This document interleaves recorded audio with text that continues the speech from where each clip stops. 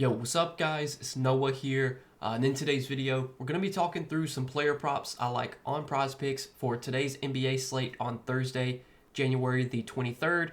I think we got 9 games today, so it's another relatively big slate. We do have one early game today. I was looking at the schedule. There's a game at 2 o'clock between the Spurs and the Pacers, and I was wondering, like, why is there a game at 2 o'clock on a Thursday? But the game's actually being played in France, so Wemby's going to be playing in front of his home team, his home crowd, I should say. So that'll be fun to watch. But we got 8 games, starting like 7 o'clock or later. Just gonna, not focus on any props in that game in France for now. Maybe I'll have something on Patreon for that game, but we'll see. Just gonna focus on the later games. Got 3 props I do like for the games today. Taking a first look at the board on Wednesday night. Now we don't have all the games up right now. I think there's 4 games up at the time I'm recording this video, but was still able to find 3 early plays that I did like, and as always, we're going to break these down and talk about why I like them. Now, before we do get started, guys, make sure that you hit that like button down below. If you do enjoy these Prizepicks videos, make sure to hit that subscribe button as well. And if you guys are new to the channel, if you are new to Prizepicks, be sure to sign up for Prizepicks. Use that promo code NOAH when you sign up for Prizepicks with my promo code. Place your first lineup. You'll get $50 in promo funds instantly added to your account, so make sure to check out Prizepicks if you have not yet.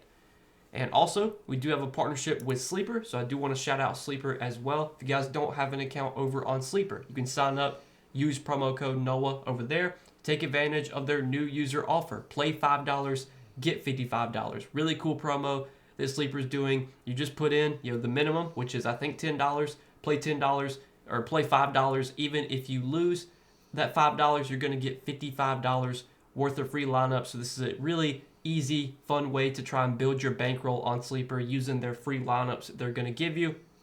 And I'm pretty sure any money you win off those free lineups is withdrawable. Not 100% sure, but I'm fairly confident that any money you win off the free lineups is withdrawable. So really cool promo that Sleeper's doing for new users. And again, if you want access to this promo, sign up, use code NOAH. And when you play your first $5 lineup, again, you'll get $55 worth of free lineups. But yeah, guys, we got 3 player props to talk about for this slate on Thursday. Now, I do want to recap our plays from Wednesday before we go through our plays for Thursday. So Wednesday was a very bad day. We went 0-3, gave out 3 picks Wednesday, did not hit a single one. Felt really good about the plays too. One of the plays that missed was Nick Smith Jr. over 10.5 points. I saw a lot of people taking Nick Smith Jr. overs on Wednesday. I want to say that I was one of the first people to be on him because I usually always make my videos like the night before, so I'm always putting these out before a lot of other people do. Felt really good about the play on Nick Smith Jr. Like the matchup a lot for him. Memphis gives up a lot of catch and shoot stuff.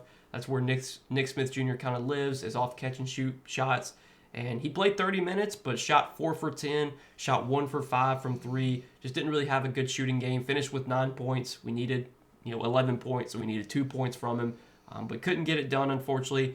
Another prop we took was Onyeka Okongwu over 12.5 points. That was another play I felt good about. Okongwu started on Wednesday, played, I think, like 27 minutes, but just wasn't aggressive offensively. Only took 7 shots, shot like 3 for 7, had 9 points, didn't get it done. Also, a play that I gave out on Patreon Wednesday was Onyeka Okongwu to get a double-double. Love that play at plus 160 odds on FanDuel, and go figure, Okongwu had 9 points and 10 rebounds, 1 point shy of a double-double, man. So that was obviously very frustrating. And then the other play that missed was Daniel Gafford under 24.5 PRA, and I definitely regret that play. That was one that I did like.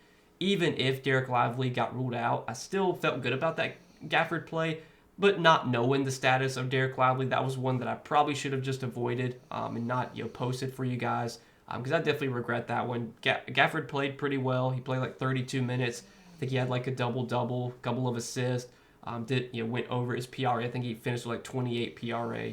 So really frustrating day on Wednesday. Definitely like some of the reads. Also, I think definitely made a mistake taking that Gafford under, not knowing the status of Lively. Even though I did kind of like it if Lively, still got ruled out.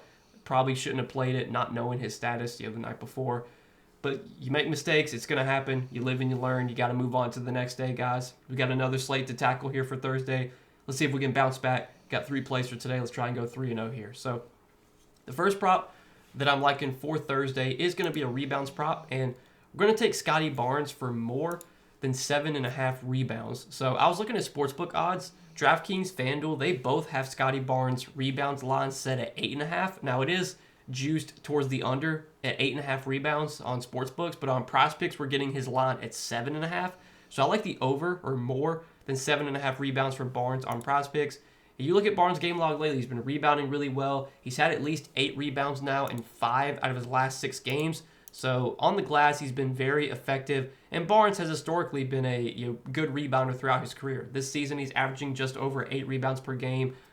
You look at the game he went under this line. It was against Boston, which is not a good matchup. Boston's a tough team to really dominate on the glass because Porzingis rebounds well. Al Horford can box out well, can keep guys off the glass. So that kind of makes sense to see Barnes struggle on the glass against Boston. But he's had some big rebounding games lately, even kind of in some tougher matchups. I mean, Orlando's not an easy team to rebound against, neither is Milwaukee. This should be a pretty good matchup against Atlanta. Atlanta they play at a fast pace. Both these teams play relatively fast. So this does set up as a game that should be fast paced, higher scoring. And the faster games are played, just going to be better for rebound opportunities because when you have a faster pace, that's just going to mean more shot attempts, which is going to lead to more rebound opportunities. This game has a really high total. I think the total is at it's in the 230s. I think it's like 235 or something like that. So we should see a lot of pace in this game, a lot of possessions, a lot of shot attempts, which should lead to a lot of rebound opportunities for Scottie Barnes. And this season, Scottie Barnes, second on the team in rebound chances per game, 12.7 rebound chances per game. You look at his last 5 games, he's been rebounding pretty well, 13 rebound chances per game over their last 5 games. Now, Jakob Poeltl does still lead the team in rebound chances this season, but Barnes is right behind him, and Barnes is still a guy that can rebound really well when he's on the floor. This is a game that projects to be competitive. It's got a 5-point spread. So in games that are competitive, you can usually expect Scottie Barnes to play like 35, 36 minutes. You look at his minutes lately in competitive games, 36, 38, 38, 40, 36, 35, 34. Like he's playing a ton of minutes right now. And this is a game, again, that should be competitive given it has a 5-point spread. So like this spot quite a bit for Scottie Barnes. Like him for more than 7.5 rebounds. Now the next prop that we're going to go with is another rebounds prop. And we're going to take Giannis for less than 13 rebounds. So also kind of doing some sportsbook odds, comparing sportsbook odds to Prizepicks. Looking at sportsbooks, most of them have their rebounds line on Giannis set at 12.5. It's slightly juiced towards the over. It's on 12.5, but not like super heavy juice. On Prizepicks, his line is up at 13. And I like taking the under on 13 rebounds on Prizepicks because in order for Giannis to beat us, he's going to have to get 14 rebounds or more. If he gets 13, it's just a push. It would just, at that point, the pick just cancels out. Normally, I don't like playing for pushes, but when a line is higher, inflated, and I like the under, I'm usually okay taking those type of plays. So I do like this under of 13 rebounds for Giannis. You look at Giannis's last 5 games, for what it's worth, he's pushed or gone under this line in 4 out of 5. The game he went over was against Philadelphia, who didn't have Joel Embiid, so obviously that was a pretty good matchup for Giannis to be able to kind of dominate on the glass. Well, this is probably it should be a tougher matchup for him against Miami. Miami has Bam Adebayo, who's a really good defender, can also box out well, can keep guys off the glass. Plus, Miami made a change to their starting lineup and put Khalil Ware in the starting lineup. And Khalil Ware is also a big body who can rebound well. And he's a guy that could potentially take rebounds away from Giannis. So I think with Miami kind of going double big right now, playing 2 bigs alongside each other, that's probably going to make their rebounding numbers better because both these Bam and Khalil Ware can rebound really well. And those are just going to mean less rebound opportunities for Giannis. Now, you look at Giannis's rebound chances. Obviously, he's a guy that averages a lot of rebound chances because he's around the glass a lot.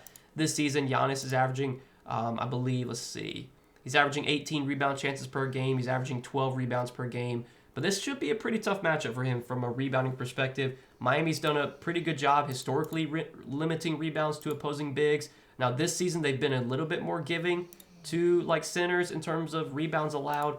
But I don't know if that's something that we should really expect to continue because historically they've done a pretty good job on the glass, keeping guys off the glass.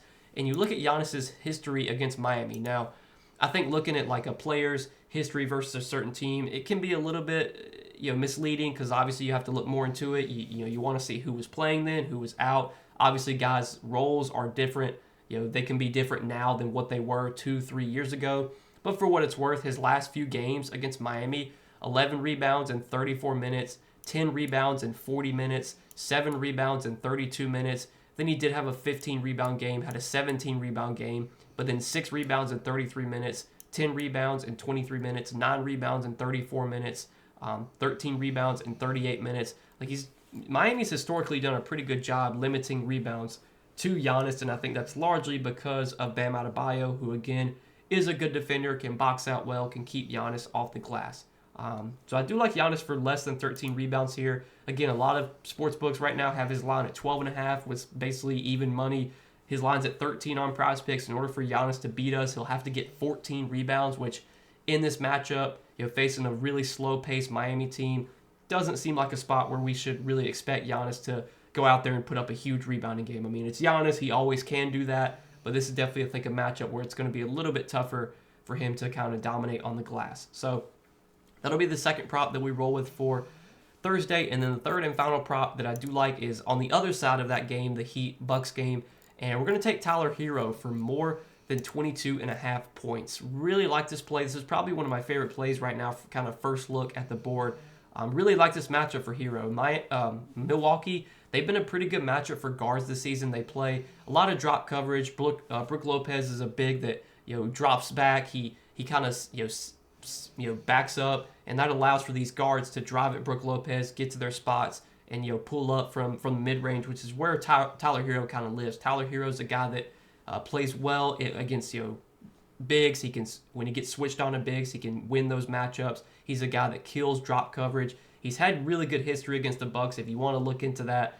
But what I really like about this play, not only do I think it's a good matchup against Milwaukee, who again, you look at them against guards this season in terms of what they've allowed to point guards, third most points per game to point guards for what it's worth. But also we have no Jimmy Butler here, who's suspended for this game, and Hero's been really good lately without Jimmy Butler. So his last 4 games without Butler, 34 points, 32 points, 32 points, 23 points. Then he had a 14-point game against the Warriors, which was a blowout. He only played 26 minutes, but then a 26-point game against Sacramento, had a 27-point game against Houston, 28 against Atlanta. So Hero's been playing really well in the games that he's played lately without Jimmy Butler. Obviously, Butler was out for a period of time for suspension, comes back, and then he gets ruled out again. I think he's suspended again for like 2 games or something. But you look at what Hero's been doing lately. He's been playing well. The last 2 games, he's obviously come back down to earth a little bit, but Jimmy Butler played in both those games. So now we have no Butler again, and you look what Hero was doing before Butler came back. He was putting up huge games, kind of running the offense. This season, Hero does lead the team in usage with Jimmy Butler off the floor, has the highest usage rate on the team. Should be looking at a lot of usage here, a lot of opportunity, and what should be a pretty favorable matchup for him against Milwaukee. I think the way you beat Milwaukee defensively is with guards. I think guards are set up to have more success against this Bucks team than bigs are. It's a tough matchup for Bam and Khalil Ware going up against Giannis, going up against Brook Lopez, but Damian Lillard's a guy that you can definitely attack on the defensive end because he's not a great defender. You look at what Milwaukee's allowed to point guards, third most points per game. I think this matchup sets up really well for Tyler Hero. I do like him for more than 22.5 points here. So these are the 3 props, guys, that we're going to roll with for Thursday's NBA slate. We're going to take Scotty Barnes for more than 7.5 rebounds, Giannis for less than 13 rebounds, and Tyler Hero for more than 22.5 points. Again, 3 early picks I'm liking. Making this video the night before, recording this at 1 a.m. on Wednesday night. Usually try and stay up late to get these videos out for you guys. Always appreciate you guys tuning in, everyone who tunes in, especially when I put them out so late at night. I know some of you guys wait for these videos, and that means a lot to me that you appreciate my content that much. So thanks as always, guys, for watching. I do always appreciate your support. Make sure to hit that like button if you enjoyed. Hit that subscribe button as well. And again, if you guys are new to Prizepicks and if you don't have a Prizepicks account, use that promo code NOAH. When you sign up, you place your first lineup, you'll get $50 in promo funds instantly added to your account when you sign up for Prizepicks and use code NOAH. But good luck tonight. Thanks for watching, guys, and I will see you guys in the next one.